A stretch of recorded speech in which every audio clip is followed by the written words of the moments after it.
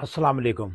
इस कौम की सोच का आप खुद अंदाज़ा लगा लें कि इस्लामाबाद में एक जज साहब का कोई बेटा था, नाबालिग था, बग़ैर लाइसेंस के गाड़ी चला रहा था। एक्सीडेंट हुआ, 2 बच्चियाँ जो थी वो मौके पर फ़ौत हो गई।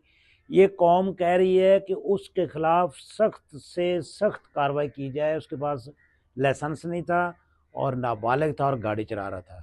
और दूसरी तरफ ये कौम कह रही है कि हमारे बच्चों को बगैर लाइसेंस के गाड़ी चलाने की इजाज़त दी जाए। हम गरीब हैं, हम बर्दाश्त नहीं कर सकते।